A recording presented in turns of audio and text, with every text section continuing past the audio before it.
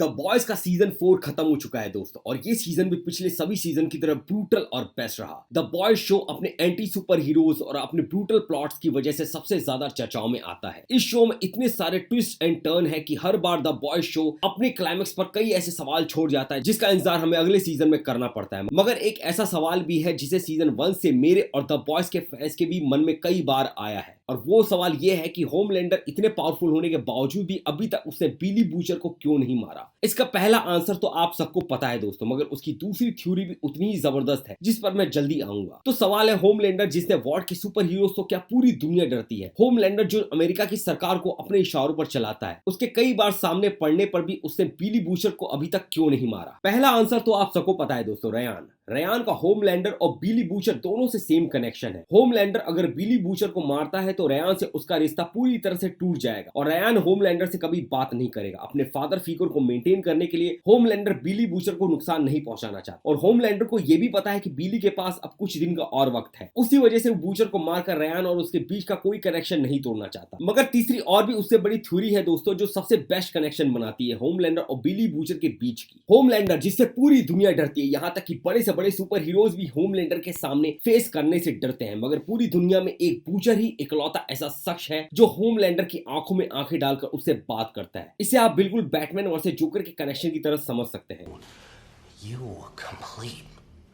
क्योंकि जोकर को बैटमैन ही कंप्लीट बनाता है। जोकर ने कभी भी बैटमैन को मारने की कोशिश नहीं की, क्योंकि अगर बैटमैन ना रहा तो जोकर को चैलेंज करने वाला कोई ना होगा, और उस तरह से वो बैटमैन के एग्जिस्ट करने से ही वो अपने आप को अस्तित्व में पाता है। जोकर पूरी तरह से इस चीज को बिलीव करता है कि बिना बैटमैन की चुनौती दिए उसका लाइफ का कोई पर्पज नहीं है। ठीक उसी तरह होमलैंडर को भी यही लगता है कि बिली बूचर का होना उसे कंप्लीट बनाता है। उसे लगता है कि कोई तो है जो उसे चैलेंज कर सकता है, उसकी आंखों में आंखें डालकर उससे कोई बात कर सकता है। इवन कंपाउंड वी के पावर्स ना भी हो तो भी उससे कोई डायरेक्ट फेस ऑफ करने की हिम्मत रखता है। आपको याद होगा दोस्तों, सीजन 4 में mastermind super girl says Homelander से फर्स्ट टाइम जब उसे बात करती है तो होमलैंडर को सेज इसलिए पसंद आती है क्योंकि सेज होमलैंडर के सामने फेस टू फेस उसके सामने सच्चाई बोलने की हिम्मत दिखाती है। इसलिए होमलैंडर ने सेज को सुपर 7 में जगह दी थी। तो दोस्तों ये थी एक जबरदस्त द बॉयज के हीरो होमलैंडर और बिली बूचर के कनेक्शन से जुड़ी एक फैन थ्योरी। आपको कैसी लगी दोस्तों, कमेंट में जरूर बताइएगा। आपको क्या लगता है बिली और होमलैंडर के कनेक्शन को लेकर के, प्लीज कमेंट सेक्शन में मुझे जरूर बताइएगा दोस्तों। वीडियो पसंद आया तो वीडियो को लाइक और चैनल को सब्सक्राइब करना ना भूले, साथ में बेल आइकन को प्रेस कर दें जिससे आपको मेरे लेटेस्ट वीडियो की हर एक जानकारी आप तक पहुंचे। नीचे डिस्क्रिप्शन में मेरा इंस्टाग्राम और फेसबुक का लिंक है दोस्तों, प्लीज उसे फॉलो कर लीजिएगा दोस्तों। मिलूंगा आपको जल्द अगले वीडियो में नई जानकारी के साथ द एके शो में। धन्यवाद।